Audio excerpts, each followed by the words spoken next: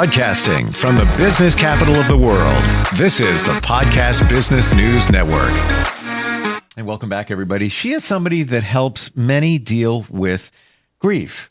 And many of us, and I always say this because it's the first thing that pops in many of our minds, the passing of somebody you're close to. There's grief involved in that. But there's grief in many things in our lives that we might not even realize, and might not even realize that we are grieving or dealing with grief. We're going to talk about that today. One of those things is connected to our children who are still here, but life changes, empty nest situations, on and on and on. She has created a wonderful organization and practice called the National Grief Support Center.com. And she is back with us. Julie Ehlers is on the program. How are you doing today? I'm great. I was thinking earlier today, which I mentioned to you just before the show, about grief and connection to our kids and what we go through when they leave the house to go to college or they want to get their own apartment for the first time. And while we might be ready for that intellectually, and we think this is the next stage that they go through and that we're going to go through, you just don't know how that's going to hit you.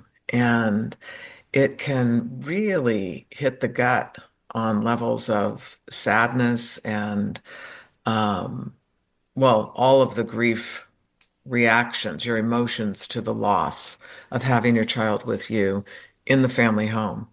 So I recently went through a move and was leaving my adult daughter where she's living to another location, and that just really struck me. And I was grieving when I reflect back. I did realize it when I was like bawling my eyes out, packing up stuff and asking her if she wanted things from her childhood that I still had. And we were sorting, basically.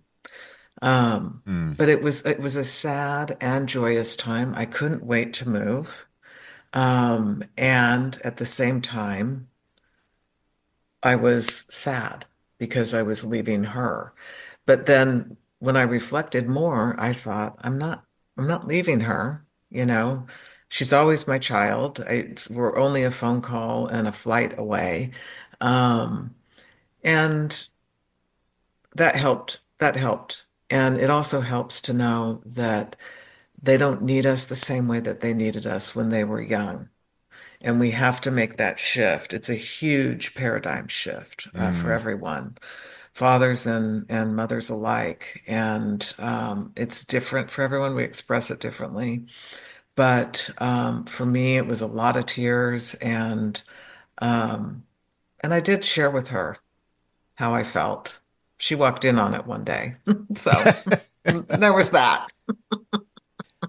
It's amazing how we're so connected with technology now. Wonderful. But we still feel disconnected sometimes. Do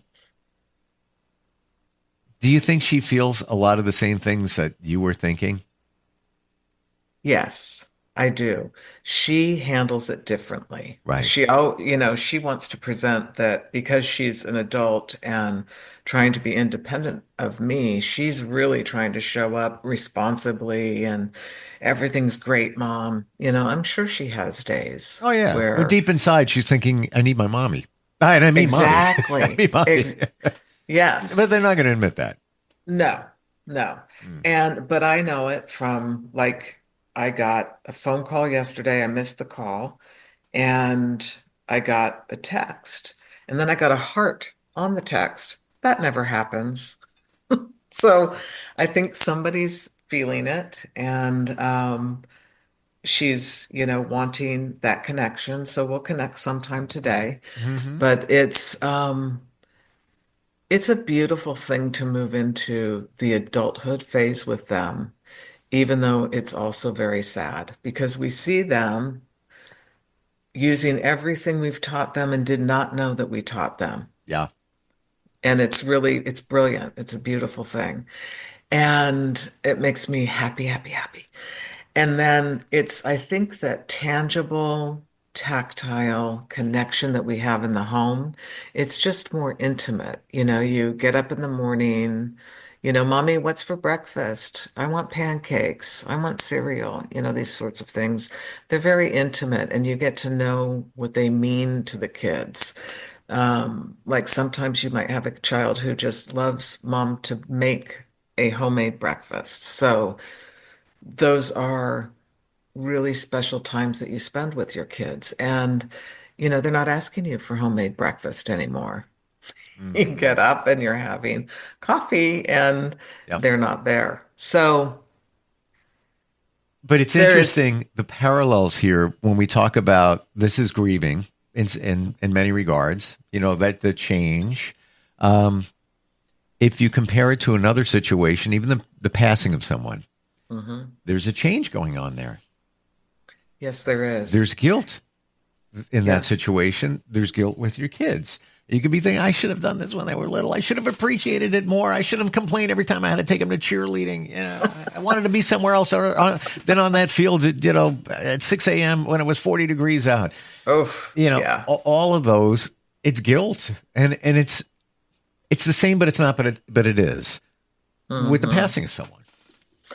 It is. It's very much the same. It's just a different person and they happen to be here. Yeah. And and then you work through figuring out where your new connection is, and you become this new person to your child and you to them in their eyes. I mean, you're always going to be the mom or the dad. That's going to be there. Um, and, they might break down and say, Mommy, I need you, type thing at 30. Who knows? She's 20. And, Sure. she's not doing that right now. But if she did need me, I'd be on the next plane. And, of course, we'd do anything for them. But it's interesting when it's kids and even that age, they want to show you now they're an adult. Mhm. But deep down inside, they're still kids. They are still If you look, kids.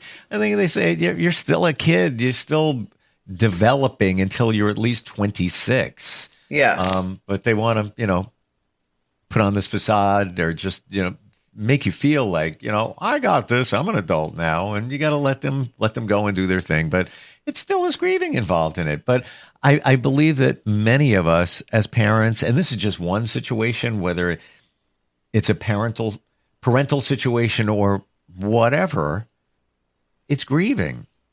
I don't It is. believe we see it that way. No, we don't. I don't think that the only time that I think that people really acknowledge the fact that they're grieving is when they've lost a spouse, a child to death. Um, and even in divorce, I don't think that people really recognize the levels of grief that they're experiencing with so many different layers of a divorce. Yes. You know, Add the kids to it. You got that layer. You've yes, got, it's animosity. You've huge. got, assets and, Yes, how could they do this? And all the layer after layer after layer after layer. We're not minimizing the passing of somebody and the grieving there at all. no, This is just a different type of grieving. right, exactly. So it's a different type because the kids are there, the ex is there, and we still have to interact having these feelings. So then we're thinking we have to manage our feelings. Or if we don't manage our feelings well one day and we walk away from a situation we wish that we handled differently, we think, ah, you know, and now I have to deal with this emotion, Mm, right? mm. And that's tough. That's really tough on top of the sadness of the loss of a relationship. We might not feel sad. Sometimes there's a lot of animosity with the kids too. Sometimes there's been a tough teenage years and um, tough communication, and nobody's done it well. And the kids go off and they're upset. Or the parent leaves and they're upset. It's a very, very different grieving. And um, I think that it takes a lot of navigation. I think that um, that's a really big time to reach out, whether or not it's a divorce or the empty nest syndrome. Mm. The most common way of describing it. But there's so many different stages in a child's life when they're letting go of you. And we can all reflect on those. When they learn how to ride that bike and they go up to Johnny's house and they're gone for an entire day, and then you're mad at them because they didn't let you know they were going to be at Johnny's house all day and you worried, right? But they're just doing their life. They're just in the moment on the bike, pedaling away. Same Yeah. thing in a car, driving away. So they do it throughout their journey of growing up. They're separating, they're getting a group of friends, talking to their friends about life situations, not just mom and dad. And then we worry about the advice they're getting from others. I'm seeing a common thread here, and I want to throw this to you, Julie. Um, we don't like we all pilot with fear in everything, Hmm. whether you want to admit it or Hmm. not. We all have fears, different ones. Hmm. Fear of the unknown being one of them. Hmm. So when it's your kid's situation, whether your kid's riding up the block to Johnny's house, or you're moving and your child is in another state, do you think it's also a fear of not knowing how you're going to feel and how to process that, or knowing how it's going to go? Where, now your kid's up the street at Johnny's house, that they just rode their bike for the first time. Is this going to become a habit? Will my kid not talk to me? My kid's 10, he's at Hmm. Johnny's house, but I'm not going to talk to him anymore because they're at Johnny's. They don't need me anymore. How am I going to feel about that? Oh my God, fear, fear, fear. Hmm. Do you think that's a lot of what's going on here within the grieving, mixed in as part of the Oh, ingredient? sure. Oh, sure. And it just makes it more Yes. challenging. Yeah. And everybody has their fears as parents. I mean, it's so big because the world is, unknown, uncertain. There's so many different factors, more so today than there were when we were growing up, that we know of. And so people worry more. People get all up in their stuff more. And it is fear. I think it's primarily a fear of the unknown, and uncertainty isn't easy to sit with. There's a lot of people who talk about uncertainty Mm, and mm. learning how to sit with it. Not easy. Oh, No matter who is providing the meditation or the counseling regarding it, it's a really tough thing to internalize and integrate into our yeah. worlds. And now, if it's the passing of someone, it's the same, much of the same feeling of not knowing how you're going to feel. What am I going to Right. feel Or like? What about, I passed by that restaurant, and then I'm going to have that feeling of sadness again, and those memories are going to flood yes, back, and yes, I don't know how I'm going to react, and if I really want to feel that again. But I do want to feel that again because I want to feel their memory. All these thoughts come into our right. heads. When my partner passed 12 years ago, the day after, I was a mess. I mean, just a mess. And, couldn't get off the couch. I was having physical reaction Sure. to the loss along with the emotional.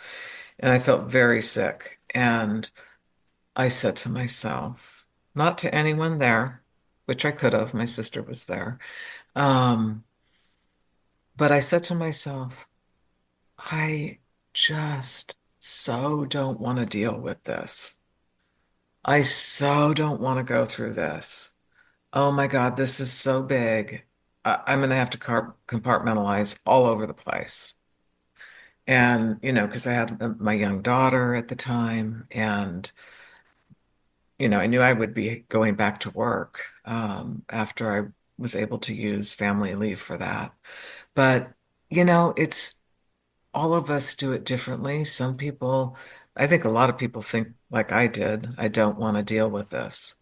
And it's the last thing I want to be going through again in my life because I had obviously gone through some losses that I had talked about previously. And it took me it took me some time. Mm. I had to give myself grace. Then I started switching that up. You need to have, better self-talk and give yourself some grace. Would you say, Julie, that that experience taught you a lot about yourself? Oh yeah. It taught me a lot about myself that I was like because there was a terminal illness and I was walking that line of that. I knew what was going to happen, but it doesn't change then what happens. You can't anticipate how you're going to react to it. You might think, I've done this before, I know this rodeo. No, you don't. Mm. Mm. It's different. It's different in every situation and with every person that you lose along the way. Yeah. So, and this was just ginormous with lack of better way of saying it. It was huge. And I think it is for everyone. Um, People who have been with people through illnesses, through the joys of life, the tragedies of life, and then they die. That is just so you learn a lot about yourself where you're at, and then you're learning a lot about yourself as you move along in your grief because you are a changing human being during that time frame. And and I think that we're all evolving always with all the different experiences that we have. But grief just sometimes slaps you in the head and takes you to your knees. Hmm. And in those moments, you learn that you can survive the worst of the worst. I woke up again today. Okay, I'm good. That's good. I feel hungry. Okay, I'm going to eat. Oh, it's a beautiful day. Maybe I'll go on a walk. These are things that still go on, even in the depths of your pain, because those are things that you did prior to the depths of the pain that you're now in. So you had goodness, and those things come back to you in different ways through your grief. You might not feel like you're ever going to see that again or feel it, but it's there. And joy and happiness and gleefulness, that all exists with the pain of the loss. You could be in tears 1 minute and laughing with a friend the next. So it doesn't feel that way though when you're on your knees. Did it feel like life was going on and there was anticipation of change coming? Right. When if the change actually came, did you feel like there's a mountain in front of me? All of a sudden, right there. Oh yeah, I was digging out. How am I going to get over the mountain? Like it's I like had to kind of dig through. I don't think I climbed it. I think that I dug through. with a spoon. Yeah, and yeah, and it takes a long time. I mean, you can think that you're going in there with whatever those big tractor trailer things are A that haul out. payloader and Yes, no, it's like I'm one gonna spoon at a take that time. out. No, No, it's just this little thing. yeah. Did you ever think about this? And I'm sure, I've even pondered this with those in my life that I've lost. Expected terminal illness or sudden? If it was the other way around, would that be better? Have you ever thought about that? Just, and has anybody ever talked to you about that in their situation? Sure. This has come up a lot in I'm sure. I'm conversations, sure. and it's something that we don't. I mean, I have not experienced, it's not been my experience in my life to have somebody just drop dead or wake up next to them and they've passed. I know I've worked with a lot of people where that's happened. And it's awful, mostly because they're feeling like they didn't get to talk to them or work through things that were still on the table for them at the moment. Let's say they had an argument the night before and the couple's in bed sleeping and one of the two of them passes away. And it's unresolved business that took place before they went to bed. And they don't get to resolve it and may feel very badly about something they said. Mm, And so there's that. And that can be worked through.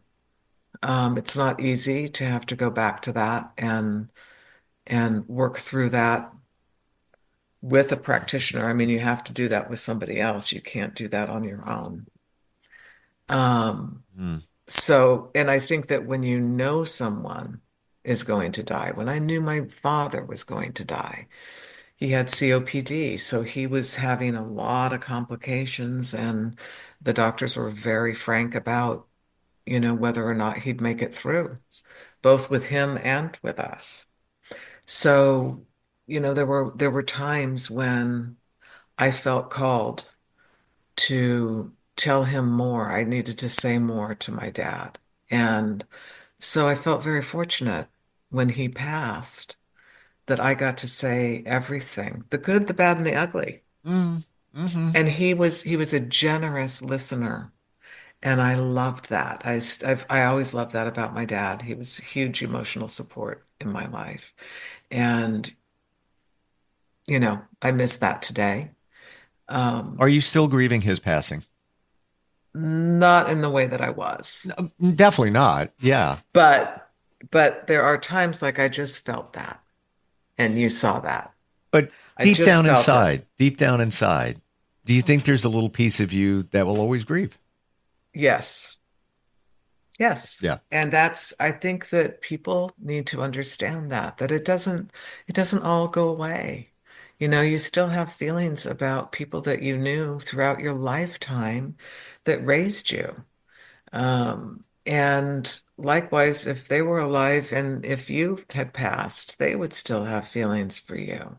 My mother lost her son 30 years ago, and she said she can say today, without breaking down, I'm so grateful I had him for the 32 years.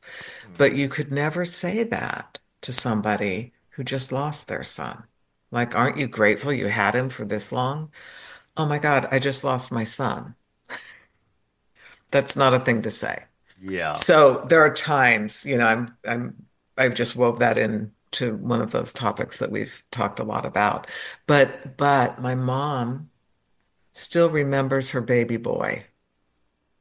Mm. And she can well up with those memories of when her son was little and as he grew as a man and and then as he left. Um, so she's still grieving her parents. I still miss my grandparents, her parents. Sure.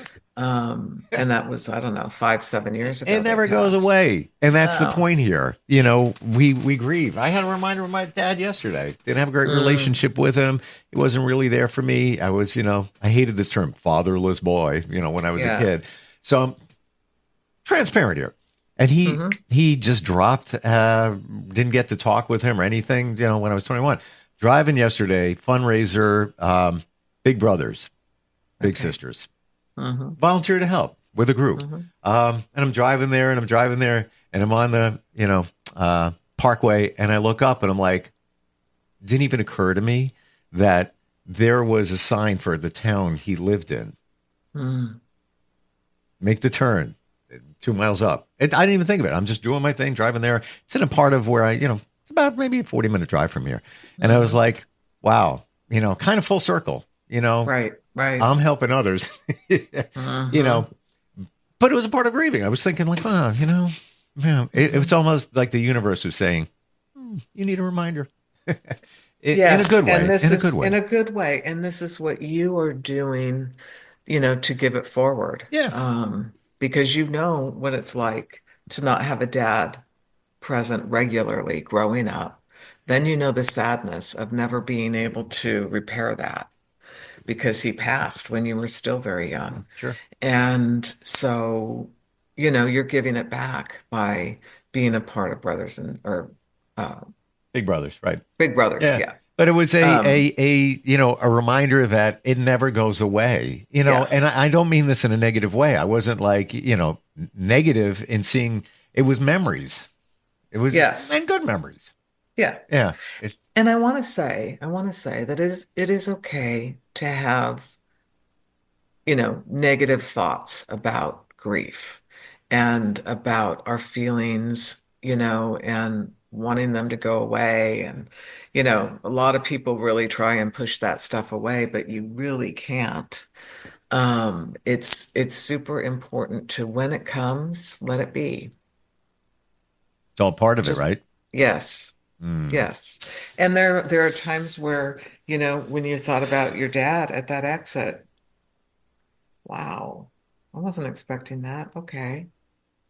Then you just keep driving and you go to your event. But I look at it in a different way. It was more of a reminder.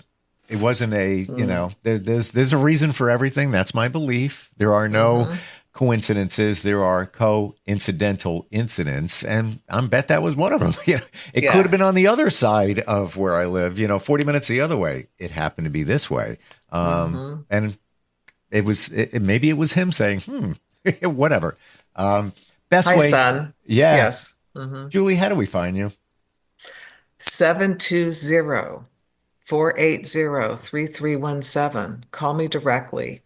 You can also reach me at the National Grief Support Center.com. I'd love to hear from you. Nobody does what you do the way you do it, Mm. with compassion, love, understanding. I appreciate your transparency. And whenever we get together, thank you. Thank you. We'll catch up next time. We'll be right back. Okay. Okay. Broadcasting from the business capital of the world, this is the Podcast Business News Network. For nearly 2,000 severely injured veterans, everyday life has become filled with barriers. Day-to-day simple tasks can become pretty daunting. I have to carry my chair up 2 flights of steps or have somebody do it for me. What scares me the most is just the falling. When I'm struggling with my house, I think, to have that one great barrier just knocked down, it's crucial. Home for Our Troops is a wonderful nonprofit that builds a mortgage-free, fully adaptive, handicap-accessible house. And there's no catch. It'll be our very first home that we've ever owned. This is a game changer. This is where your life begins again. We need you to join us in completing this important mission. Please visit hfotusa.org and help build homes and rebuild lives. Because of you, everything's going to be okay.